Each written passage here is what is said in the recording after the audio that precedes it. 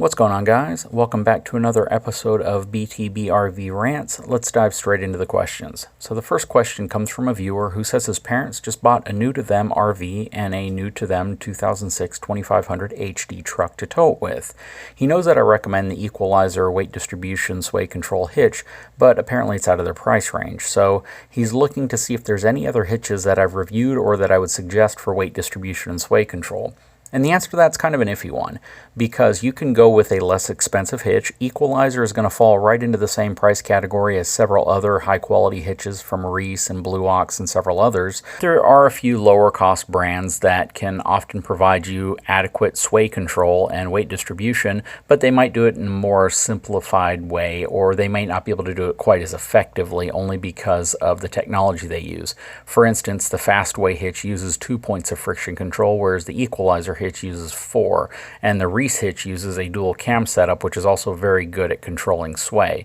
Some of them use an adapter you have to put in place. It's kind of like a handbrake, and you tighten it and it helps control sway, but it limits you from backing up, and it also is a device that doesn't necessarily work quite as well as others, and they can be noisy.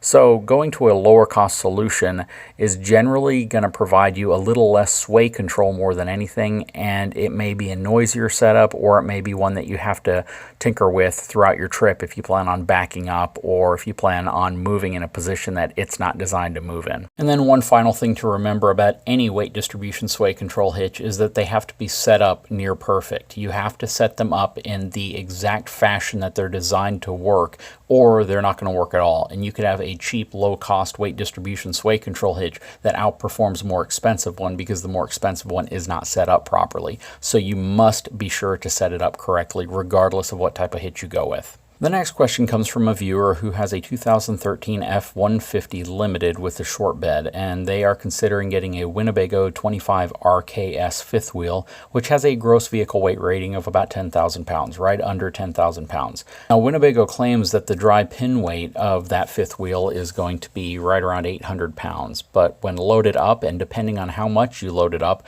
as well as what is in your holding tanks, it could go up easily 500-600 pounds. So without knowing the yellow sticker payload capacity of your truck, it's going to be hard to say if your truck is capable of towing it safely, but in my opinion, it probably wouldn't be. What I would suggest is either something like an F-250, maybe even with a gas engine, which is going to give you a significantly higher payload capacity than you need, plus it's going to give you the flexibility of loading anything in the truck that you might also need to load in your truck, as well as not having to worry so much about how much you load in your fifth wheel, as long as you stay within the ratings of the fifth wheel and your truck. The next question comes from a viewer who has a Ram dually, and he's considering getting a programmer which will improve his power output from Stealth Performance product.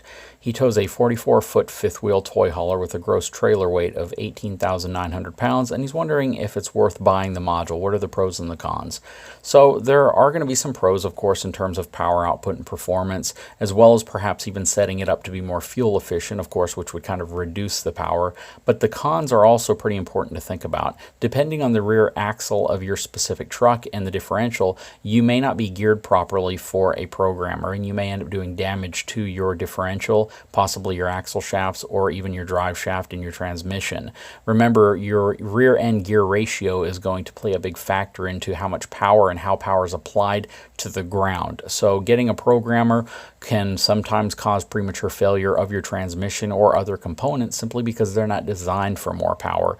The other thing worth considering about a programmer or any type of module that changes how the OEM profile of that engine and computer were set up to work together is that you essentially take the risk that whoever is creating that program feels that they know how to work and engineer the engine better than the company who actually manufactured the engine. And in many ways, you take the risk that you're going to do something to that engine that is not going to be covered under warranty or could cause premature failure simply because the engine is being forced to do something it wouldn't normally do. The next question comes from a viewer who is looking for a suggestion on a full-time rated fifth wheel toy hauler.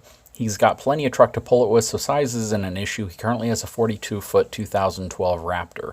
In my opinion, you really couldn't go wrong if it's in your budget to get something like a Lux or even a DRV toy hauler. Both are going to be full-time rated, and they're going to be built with thicker sidewalls and more robust suspension for being full-time. So both those brands would absolutely be worth considering. There are a few others, but if you're looking for a high-end toy hauler that can last a long time, built on robust frames with the construction perks you're looking for to really make them full-time rated, Lux and DRV would be two really good brands to look at. But if neither of those are in your budget because they are very expensive, I would suggest simply looking at toy haulers that are available, because as long as they have the cooling system, the heating system that you're looking for, they have the tank capacity that you're looking for, and they're in good shape and they're built reasonably well, you shouldn't have much of an issue. Suspension is also something you want to look at, but at the end of the day, a lot of them are built the same, and the difference between many full-time rated fifth wheels versus a non-full-time rated fifth wheel is simply the name full-time rated. So keep that in mind. Of course, there are differences with some that utilize like 3-inch thick sidewalls, more insulation, maybe 3 AC systems or 2 40,000 BTU heating systems. In that specific case, yes, there are differences, but at the price range that most people are spending their money between maybe $40,000 to $80,000, there's not going to be a lot of differences between one that says it's full-time rated versus one that's specifically not rated for full-time use. I'd really quickly like to make a correction to a video that I did about a month ago. It was on the Grand Design Reflection travel trailer, the 315 RLTS, and I had indicated in the video that it only came, or at least it appeared to only come with a queen-size bed option because of the width of the slide, but I had several people that correct me and say that a king-size bed is an option.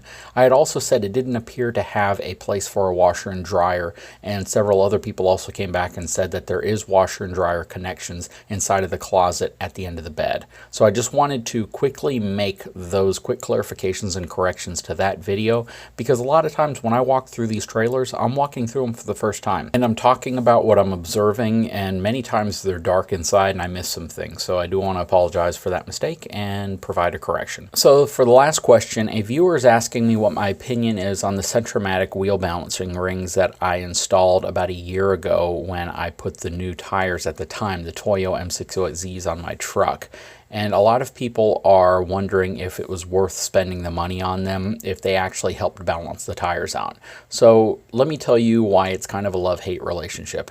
I love the fact that they do balance the tires out. They actually will turn a tire that doesn't appear to be perfectly round into a smoother tire. I noticed that my tires on the truck at the time definitely rode smoother after about 1,000 miles with the Centromatic balancing rings on. But what I also noticed is that they definitely kind of mask if you have a tire problem, because if the tires start to wear funny, they're still working to give you that smoother ride, and you may not know specifically when your tire starts to wear oddly until you inspect your tire.